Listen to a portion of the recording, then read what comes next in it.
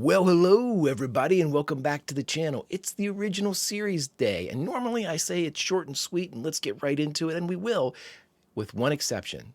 Today is a milestone, my friends, because we are watching Star Trek, the original series, Season 1, Episode 20. Wow, 20. I can't believe it. The episode is titled Court Martial. Boy, that sounds positive. Nothing could potentially go wrong with that. Has the crew done anything to be court-martialed? No. Spock stealing the Enterprise? We'll see.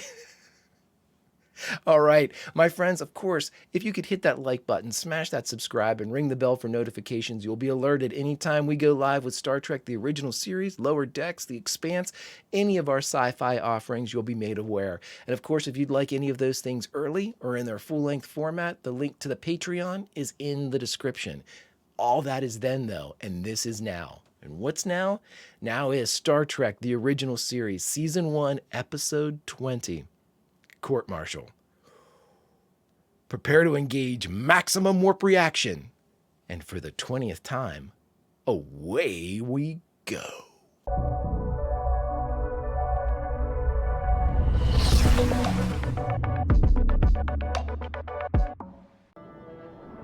Captain's log. We have been through a severe ion storm. One crewman is dead. Ship's damage is considerable. A full report of damages was made to the commanding officer of Starbase 11, Commodore Stone. That makes 3 times you read it, Jim. But the death of a crewman... Regulations, Captain. Wow, I love that guy's voice. Regulations, Captain. Log confirming this sworn deposition. Oh shit, those are all the starships. Where's Mr. Spock with the computer log extract? We should have been there 10 minutes ago, sir. What took you so long, Mr. Spock? Captain, I believe I'll take that. He doesn't think he was late. Jamie. There you are. I just wanted one more look at you, the man who killed my father. That's not... Mr. Spock, would you please? Mr. Spock, would you please pinch her neck? I mean, security getting a little lax here on the... You have my sworn deposition. Then, Captain, I must presume you have committed willful perjury. What? This extract from your computer log says you jettisoned the pod before going to Red Alert. Consider yourself confined to the base. What? The inquiry will determine whether a general court-martial is in order.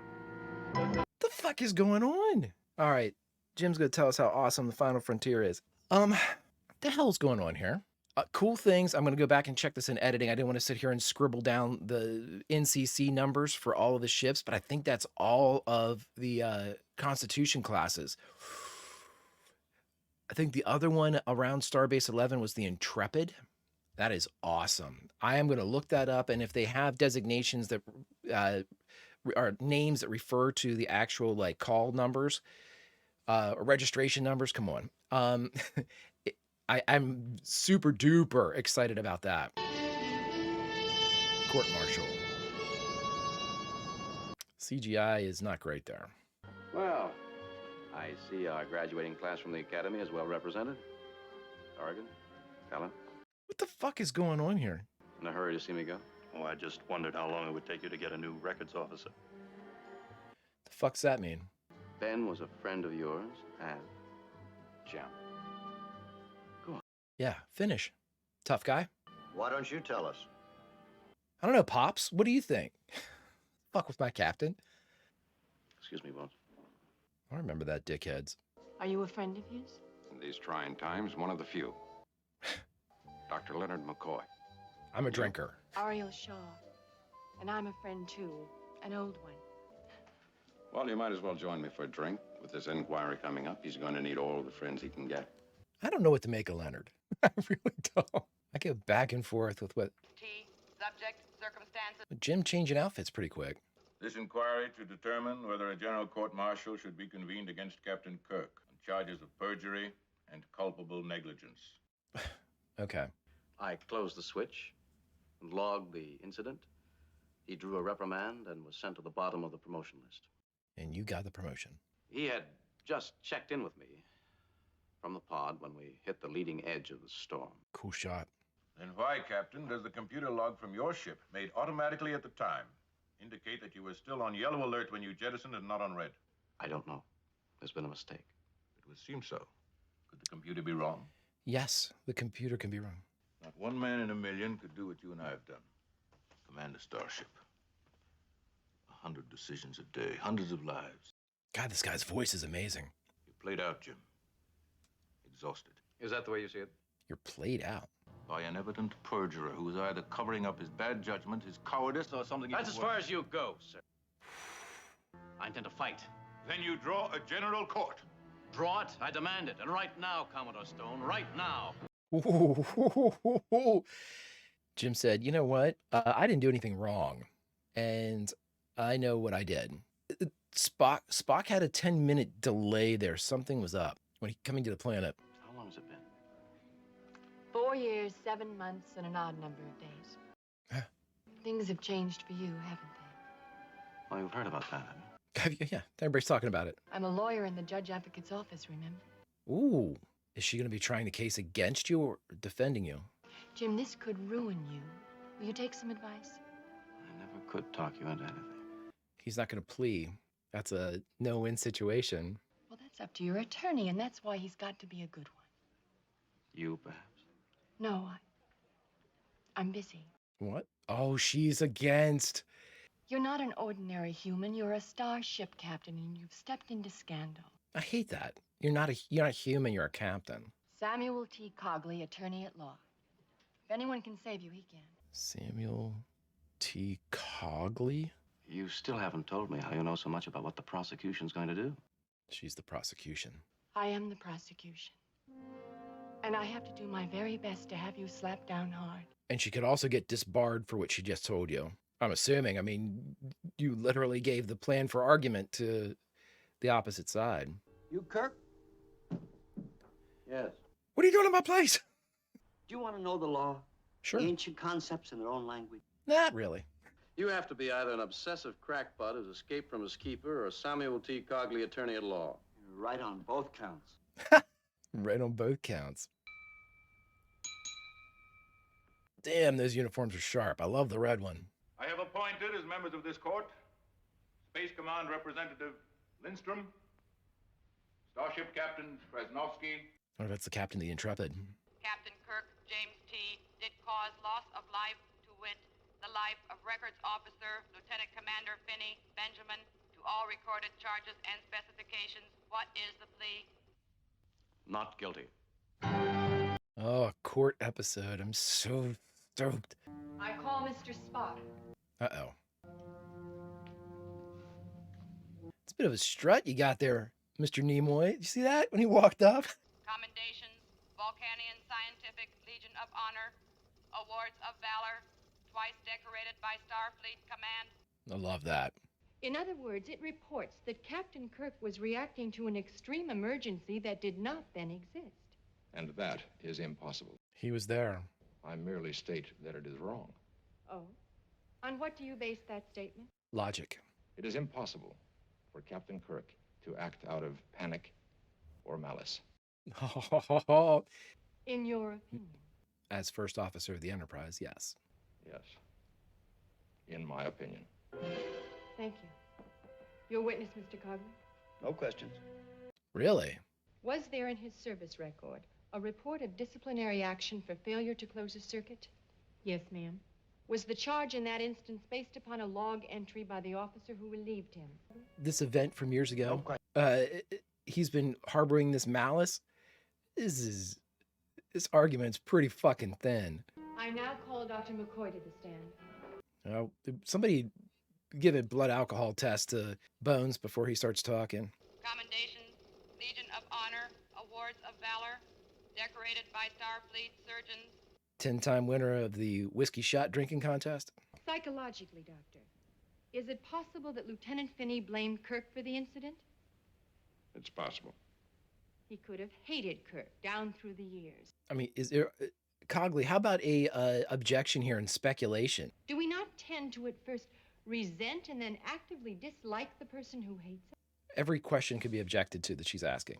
Would not Captain Smith begin to hate Lieutenant Commander Jones once he learned that Lieutenant Commander Jones hated and detested him? I mean, do you think the Easter Bunny and Santa Claus don't like each other? And perhaps even involuntarily began to reciprocate. Not Captain Kirk. Any normal human, Doctor, is it possible? He's not normal. Is it theoretically possible, Doctor? No. How's that? You ask weird questions, I'll give you crazy answers. No questions. You may step down. Y'all are doing a bang-up job here.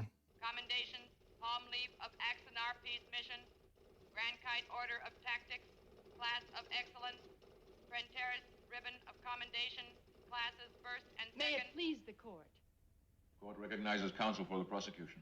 The prosecution conceives the inestimable record of Captain Kirk. Read everyone. Continue. Awards of Valor, Medal of Honor, Silver Palm with Cluster, Starfleet Citation for Conspicuous Gallantry. That's my captain. We were in an ion storm.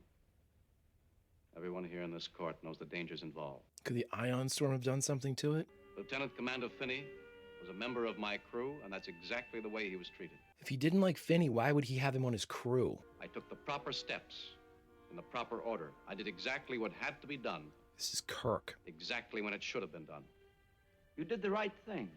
But would you do it again? 100%. Given the same circumstances, I would do the same thing without hesitation.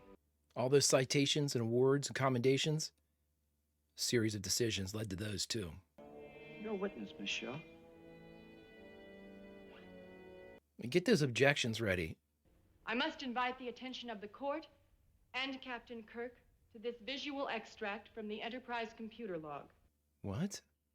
What you are about to see is precisely what took place on the Enterprise bridge during the ion storm. Oh, this is horse shit. Meteorology reports ion storm upcoming, Captain. I need somebody in the pod for reading, Mrs. Park. Mr. Finney is top of duty roster, Captain. Lieutenant? He didn't even ask for Finney. He was told he's a top of roster. Gravity control, switching to batteries. Freeze that. Alert! Red alert! Jettison pod. Get the fuck out of here. Ion pod. Stand by to get out of there, Ben. It looks like the light flashing on his chair is red. Steady as she goes, Mr. Hanson. Freeze that. That's horse shit. It's doctored. But that's not the way it happened. Yeah, someone's doctored this. I'd like to know who has doctored this. It can't be Jamie. I mean, I'm not trying to be, but she's a kid. I'm suggesting that maybe you did have a lapse. It was possible, you know, with the strain you were under. There's still time to change our plea. I could get you off. Now, horse shit, man. I spent my whole life training for decisions just like that one. My whole life. Is it possible that when the moment came... Nah, Jim, come on. This is exactly what they want. It's not all bad, Mr. Spock. Who knows? You may be able to beat your next captain at chess. Come on, Spock. Do some of that science shit. Chess. There we go. All he needs. Ruining Jim won't change what's happened. That's very commendable, Miss Finney, but most unusual. After all, Captain Kirk is accused of causing your father's death. No. She didn't realize it was going to go this far. Well, I had to see it to believe it. Explain. They're about to lop off the captain's professional head, and you're sitting here playing chess with a computer. That is true. Come on, Bones. You know Spock. Well, he's doing something. I've just won my 4th game. That's impossible. Observe for yourself. Against the computer. The best I should have been able to obtain was a draw. Well, why are you just sitting there? Transporter room standby. We're beaming down. Come on, Bones. You have got to give Spock more credit. Spock's never kicking back. He's working. The board will entertain motions before delivering its verdict. Counsel for the prosecution? So the prosecution rests. After I've asked all of my leading and speculative questions. The defense rests. No. Mr. Cogley. Mr. Cogley. Sir, How about a 5-minute recess, Commodore? and I'd like to ask the court to... Objection. Counsel for the defense has rested his case. You're going to object now? Rights of the accused to a trial by his peers, to be represented by counsel. the rights of cross-examination, but most importantly, the right to be confronted by the witnesses against him, a right to which my client has been denied. Jamie. Stating witness against my client is not a human being. Ooh. And I ask this court adjourn and reconvene aboard that vessel. I protest, Your Honor. And I repeat, I speak of rights. A machine has none. A man must. Nice job, Cogley. In the name of a humanity fading in the shadow of the machine, I demand it. I demand it! Nice. Nice. I'm getting sucked into this one, everybody. I know I'm not saying a whole lot because I don't want to step on anybody's lines. The computer cannot make an error. And assuming that I do not either, the best that could normally be hoped for would be stalemate after stalemate. And yet I beat the machine 5 times. Someone adjusted the programming and therefore the memory banks of that computer. Will you tell the steps you took to find Mr. Finney after the storm? I instituted a Phase 1 search. Describe a Phase 1 search. Did Finney do this? On a ship of this size, could a man evade such a search? If he knew where they'd be looking, yeah. Gentlemen, I submit to you that Lieutenant Commander Ben Finney is not dead. Mr. Cogley. Holy shit. I am ordering all others to report to the transporter room. Including myself, sir. This court is by no means adjourned, Mr. Cogley. I have an errand ashore of vital importance to the purpose of this court, and I will return. It's getting Jamie. Look at that beauty. This is fucking crazy. If this guy arranged all this just to get Jim, insane. All personnel have left the ship as ordered, sir. Dr. McCoy? Can you block off the bridge? What is that? A heartbeat? Slow it down. That's all of us, except for the crewman in the transporter room. Mr. Spock, eliminate his heartbeat. That accounts for everyone. We still got a heartbeat. You son of a bitch, Finney. Can you lock onto that heartbeat? Beam that fucker down. How did Finney expect to get away with this? You just hide on the Enterprise forever? Localize that.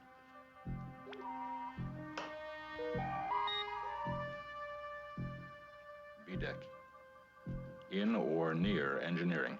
Benjamin Finney. You psycho, you. So Finney is alive. It would seem so. Commodore, this is my problem. I would appreciate it if no one left the bridge. I'm gonna go down and kill Finney, and then we can reconvene this. We both felt that Jamie's presence would make Finney easier to handle in the event Finney really were alive. Ben! I mean, you should absolutely send a security team down here. Ben, where are you? Is he back in the reactor area? Or the core? I don't know. I think that's the core back there. Right? Captain. Hey, Ben. Nothing to say, Captain. Hey, Ben, when did you go crazy? Cool shot. They told you to do it to me. You all conspired against me. You ruined me. But you won't do it anymore. Finney, dickhead, what's their next play? You gonna kill Jim? But your ship, What about my ship? it's dead. I've killed it. I tapped out your primary energy circuits. So you admit to destroying a Federation starship? I know the ship, too. The Enterprise should have been mine. You kept me from it. Ben. You're batshit crazy, Ben. I don't know how else to tell you this. I love the service more than any man ever dared. Mr. Spock, we're running out of time. Guy playing Finney's doing a good job. To the transporter. Mr. Spock, the court has not yet reached a verdict. We will hear this witness out. Are Very you well, sir. fucking kidding me, Commodore? But if you kill all those people... Why shouldn't I? They killed me, didn't they? It's a fair trade. Bringing Jamie up on the Enterprise. What do you mean? She's on the Enterprise, Ben. Yes, she's on board. Why did you do that? Why did you bring her here? He's got the strength of the insane, Jim. Oh, double fist.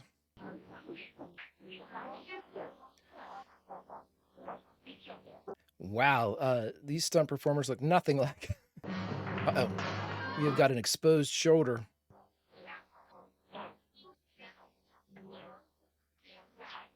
Somebody with a phaser at engineering. One more for good measure, Jim. Beaten and sobbing, Finney told me where he had sabotaged the prime energy circuits. Oh, we got a little inner thoughts. I would be able to effect repairs before our orbit decayed completely. Really cool in the Jeffries tube. Really cool. Last time we saw this, Scotty was in here. He was clipping those magnets onto those little nodes.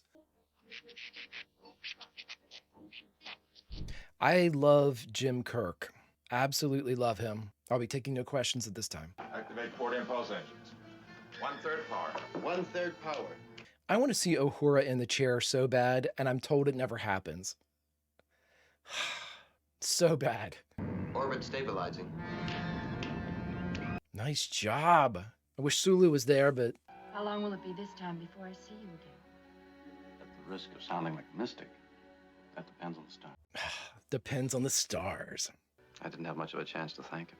He's busy on a case. He's defending Ben Finney. Do you think it would cause a complete breakdown of discipline if the lowly lieutenant kissed a starship captain on the bridge of his ship? Let's try. I think that's the first kiss Jim's actually meant. Better luck next time. I had pretty good luck this time.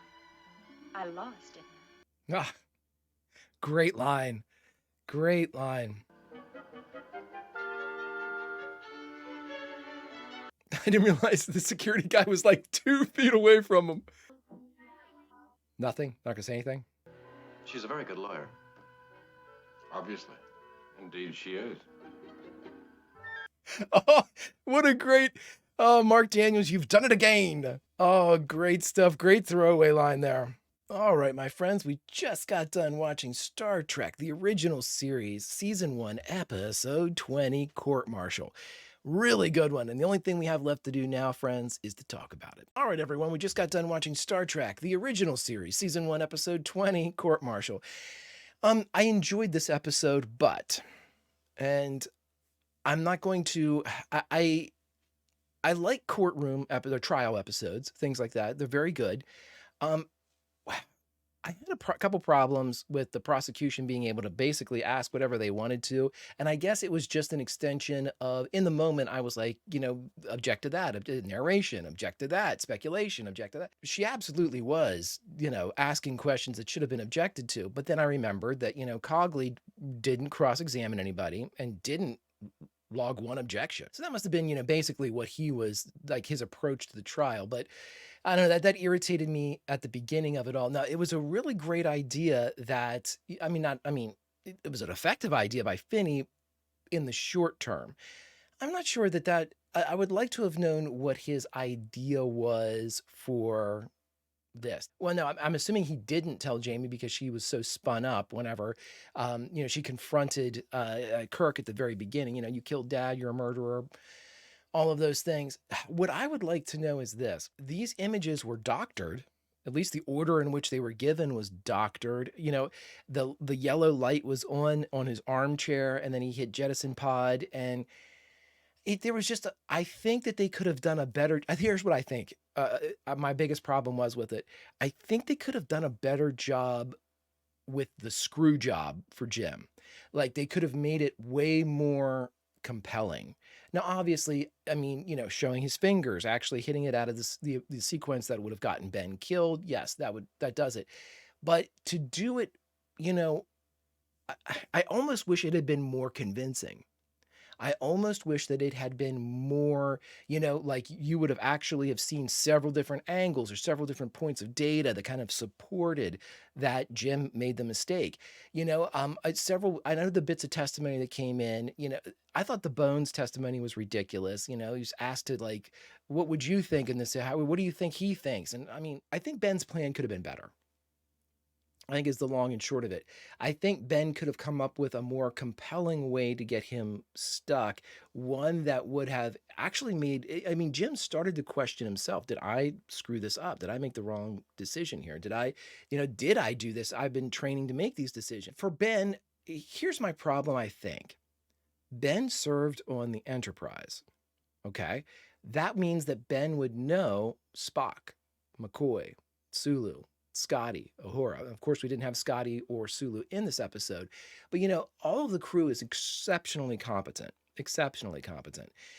It to do it in the way that he did it is basically to invite that competent crew to step up and defend their captain, because they remembered it differently as well. Anybody on the bridge that, like Spock said, if I wasn't looking directly at his hands, but just as I know that if I'm on a planet with positive gravity and I drop a hammer, the hammer's going to hit. I don't have to watch it fall. He knew that Kirk wasn't going to make that mistake, as everyone else would. What I don't like is bring on everybody from the crew and say, was a red alert issued verbally? They would have heard or seen the light changes before the pod was jettisoned. And I mean, all of them would have corroborated the fact that the red alert occurred before the pod was jettisoned. It doesn't matter what the computer says. The computer, if you've got every member of the bridge, and I might have missed this, like maybe the bridge was so preoccupied, but we had crew members on that bridge. The video showed a fully staffed and stocked bridge. Kirk verbally said, go to yellow alert, hit yellow alert. It wasn't like he just triggered yellow alert and was just like, hey, I wonder if everybody knows I'm at yellow alert. He always says, go to red alert, go to yellow alert. So you can only assume, and we never saw this video, that because of Finney's doctoring, could have said, yeah, I went to red alert, and anybody on that bridge would have said, I remember him going to red alert, and then I remember the pod being jettisoned. That's my biggest problem with all of this, is that you take the human element completely out of it, and it's literally like this doctored video and the computer against Jim. And that's not the way it would work, I know that they brought in all these people, but it was so thin. Spock basically said, I know what I heard and what happened. I didn't see him do it visually. But if you've got a dozen people that say the same thing that Spock said, which is what they would have said, I don't understand how it was a real easy jump for the Commodore to be like, then you perjured yourself, you're going to be you're under house arrest and blah, blah, blah. Wow. No benefit of the doubt, no innocent until proven guilty type of stuff here. Okay. Well, all right. So the setup of the trial and the setup of the charges, I thought, was very weak. If they had figured out a better way, like if Finney had a more compelling way to do this, where, I mean, we've seen like doctored voices before. You know what I mean? Like we've seen Spock use in the Menagerie, have those different, memory cards that he would switch out people's voices for. And he could make them say whatever he wanted to by pulling from either old audio data or, maybe the computer kind of recreated the voices. It would have been more interesting if, like, say Finney had shipwide, had superimposed Kirk's voice saying, go to yellow alert, I'm jettisoning the pod. So like everybody off the bridge would have heard one thing and everybody on the bridge would have heard another, and that would have caused enough of a confusion where they would almost have to default to the computer for the tiebreaker. Something like that, to make it just like a little bit more realistic, a little bit more, to make it like that these other captains and command crew in this tribunal would have really doubted Kirk, like really thought to themselves, wait a minute, the command crews, the bridge crews closest to Kirk, are they sticking up for him? Are they misremembering? If, again, 12 people on the bridge or however many are on the bridge say one thing, and then the 418 off the bridge say something completely different that supports the prosecution's case, now we've got to default to the computer, and the computer would have gone the way Finney wanted it to. And I think that that's what I mean by, I wish that there was just an easier hook for me to believe that this is the point they reached with Kirk. It just seemed way too forced, way too rushed, way too, very, very fucking thin. I mean, listing all those commendations from Kirk and then being like, well, you obviously did this. Well, nothing in Kirk's past demonstrates that he would have done that. And so it required investigation at the very most. There should have been a formal inquiry and to completely decide everything that had gone on there. You would think, instead of like immediate trial, immediately being accused, offering a plea deal like a 60 minutes later of being grounded, you're going to ground your best captain on something you haven't even like identified or explored. Come on now, everybody. Come on now.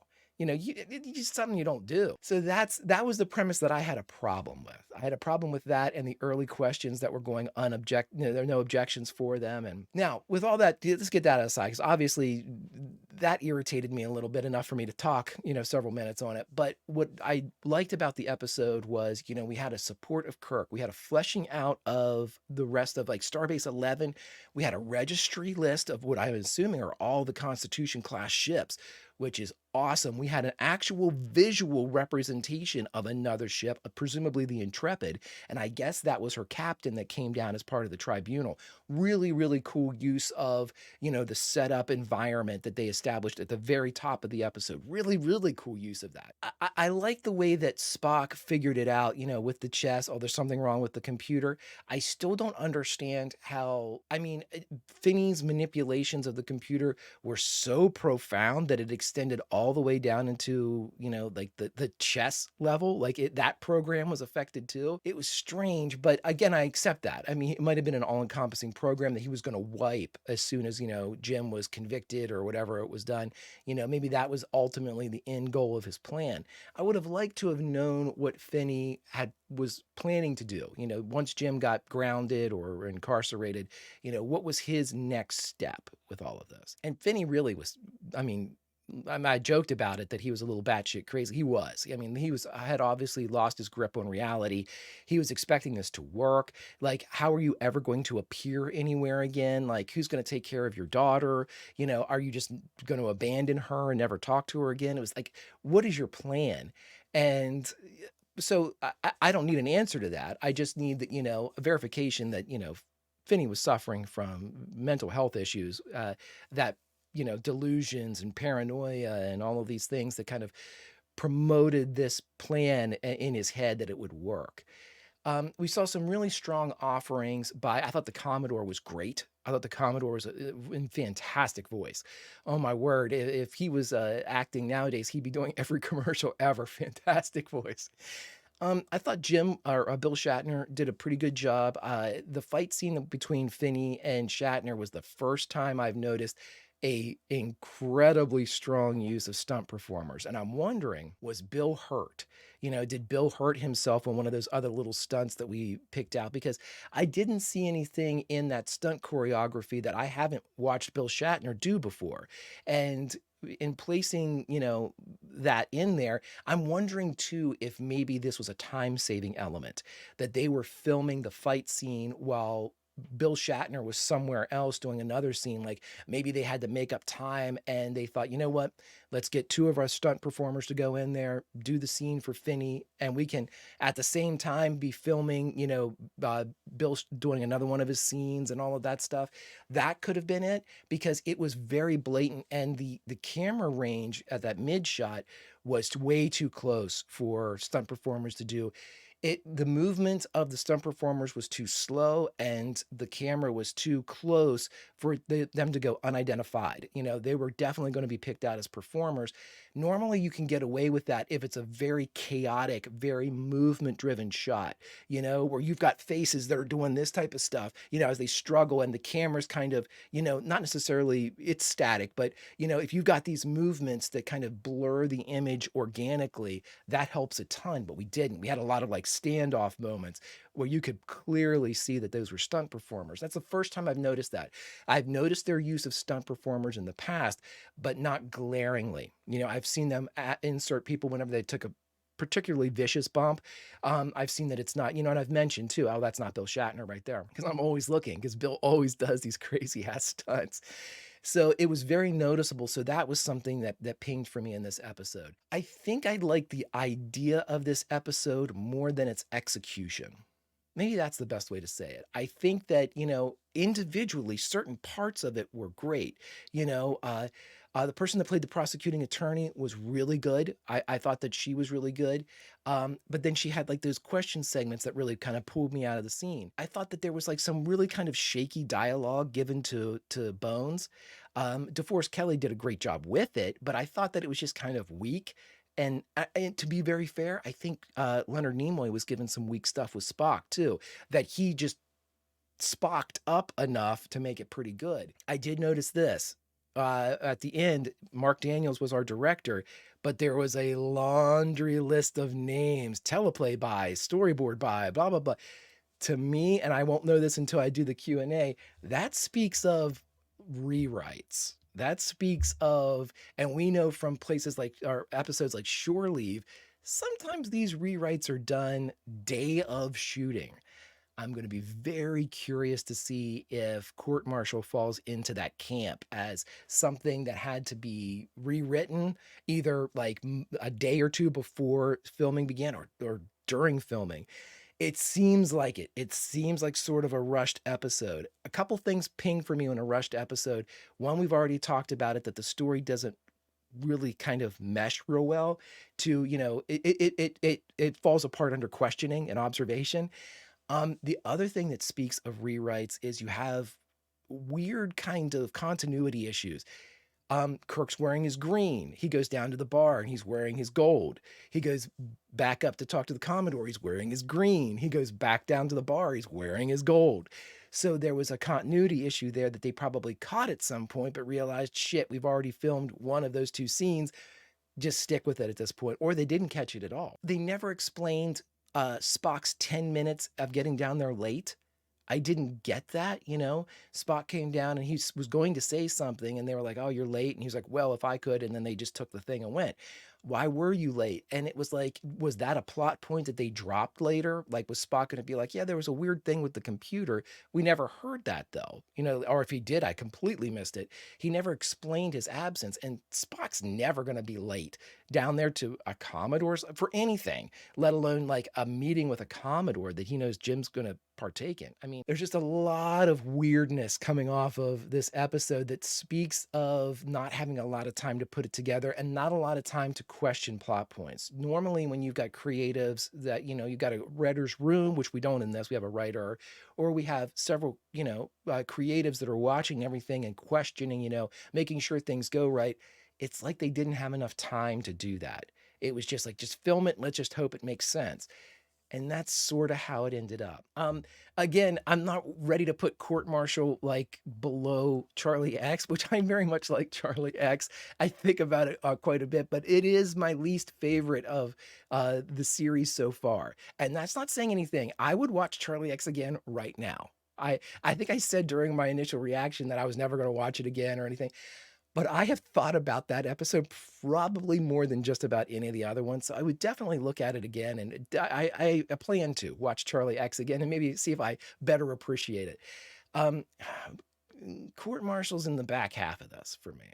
And it by no means am I upset that I watched it or I think it's a terrible episode. I just think it has a couple concerns that came up with me that a lot of the other episodes don't have.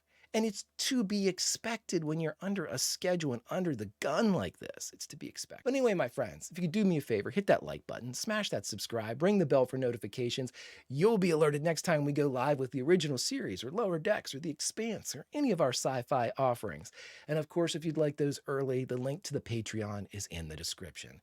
But all that is then, my friend, and this is now. And now it's time to get those unanswered questions and see if Court Martial was indeed plagued by scheduling problems and perhaps rewrites. And the only one that can tell us that is Q. Q? Greetings, mon capitans, and welcome to another edition of Q&A. My friends, this is where, after having watched and reacted to an original series episode, I go back and ask some questions that the answers would have spoiled it for me had I done so before actually watching. And so now we have just a little thing where I like to provide maybe 5 little tidbits from 5 distinct subject matters that if maybe one of those rings true with you, I mean, I didn't know any of them, maybe one of them is revelatory to you, Q and I have done our jobs. And so, my friends, whenever we do Q&A, what we like to do is we like to focus on 5 little groups, or 5 distinct topics, I should say. Writers and directors, our guest stars, core cast, production notes, and finally, I used to do syndication cuts, but because they aren't giving that information out anymore, or there aren't any syndication cuts, I've kind of switched that up to memorable quotes. Now, if we do have some syndication cuts noted, I'll make sure and add it into this section as well.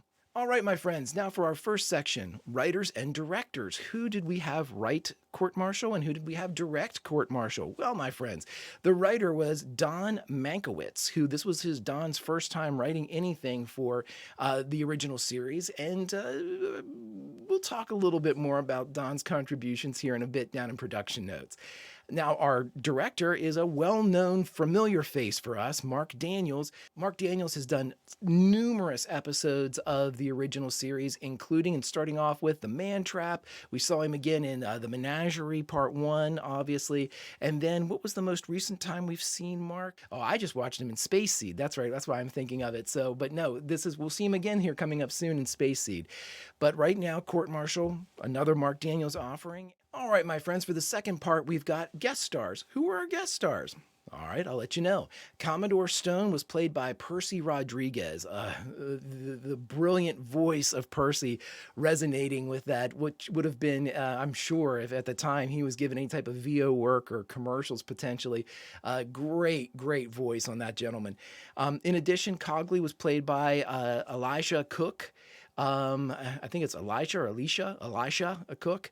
Number 3, Ariel Shaw was played by Joan Marshall, and Finney was played by Richard Webb. And I thought that Richard Webb did a great job with the manic that was Finney. Great performances by everybody, I thought. Now, our third section, core cast. Did we have everybody represented? And our core cast consists of Kirk, Spock, Bones, Sulu, Scotty, and Uhura. Right now, those are our 6 of our core cast. Did we have everybody? Unfortunately, we did not. No Sulu and no Scotty. George Takei was supposed to be in this episode and for whatever reason was not. I don't know if there was a conflict or something like that, but he was scheduled to be called, and for whatever reason, his lines were then given to the helmsman that delivered them in court-martial. And now, my friends, section 4, our production notes. And this is where the rubber meets the road, where we get to find out some really interesting things about the episode and what exactly went on behind the scenes. And I've said it once, I'll say it a million times. The story behind the cameras of Star Trek, to me, is every bit as compelling as the tales that they tell in front of the camera. And so I told you we'd talk a little bit more about Don Mankiewicz, the writer. Here's what happened. So Gene L. Kuhn approached Mankiewicz about writing an episode. And Mankiewicz said, well, you know what? And basically Kuhn's only kind of stipulation was, try to put it somewhere where we don't have to build a lot of sets. We don't want anything new. We want to try to, limit our expenditures on this particular episode. So Mankiewicz said, okay, well, what about like a courtroom drama? We can call it Court Martial at Starbase 11. And I actually like the full title a little bit better. I think it gives it a little bit more kind of a sci-fi weight. And that is exactly what Mankiewicz entitled it, Court Martial at Starbase 11. And so he wrote up everything. And the problem is that after he had written the script, there were certain things that came into play that had to be built set-wise. They had to have Kirk's quarters on the starbase. They had to have the courtroom. They had to have the bar that they made, kind of the officers' kind of quarters that they had and things like that. So there was a lot that was kind of needed to flesh out and kind of, make this work. Maybe a little bit more than Kuhn had wanted, but at the same time, it was enough where they could redress certain sets and not really have to worry about too much in that respect. So there were a lot of extras, though, and they weren't kind of prepared for that. So there's a lot of stunt people pulling double duty on this one. Now, here's what I said about, Mankiewicz wrote this. And whenever they had the final script, there seems to be a pattern here on Star Trek. They realized that they needed to rewrite it. And again, I believe that a lot of these rewrites come because like earlier episodes have established different kind of characteristics and emotional responses for the characters. And then when given kind of canon oversight and they read a script that was written in a vacuum, written independent of the knowledge of how these characters would perform in these other scripts, changes must be made, to make them more faithful to the characters that have been presented so far. So the script had to be heavily rewritten, but rewritten. But Mankiewicz was unavailable to do so, or maybe unwilling. The story goes both ways there as far as exactly what he wanted to do. So Gene Coon brought in Stephen Karabatsos. Karabatsos was brought in to basically punch up the script according to the way that they wanted it, make the Act 1 a little bit more exciting, and to make sure that all the characters were specifically represented according to what we've seen so far, the audience. And ultimately, Karabatsos' probably main contribution to all of this, or most noticeable contribution, I'm sure he did much behind the scenes, he shortened the title from Court Martial at Starbase 11 to Court Martial. Now, our second point in with our production notes, there was a scene that was filmed but cut, which also seems to be a theme, especially when they have to have heavy rewrites. There appears to be a lot of scenes that are filmed that they think they need or they think they're going to use, maybe from a prior version of the script, but now with a rewrite don't need ultimately whenever the editing process is through. Here's one of them. We do know that Cogley went down to get Jamie and bring her back to the Enterprise. Kirk mentions that in the final kind of confrontation with Finney. Hey, your daughter's up here. My daughter? Oh my gosh, why is she here? Well, apparently during the final tussle between Finney and Kirk, when they're kind of still, Finney's, all of them captains all except for Finney and his one mistake. Jamie comes in and Jamie's kind of revealed. And when he sees her, he realizes the futility of what he was really trying to do. And so he breaks down and he says and describes how he sabotaged the Enterprise, how he went into the Jeffries tube and messed with, I guess, the altitude and throttle controls, or that's a very generic statement, but that was what the script treatment kind of said, that he had messed with the controls and its ability to keep its orbit, and whatnot.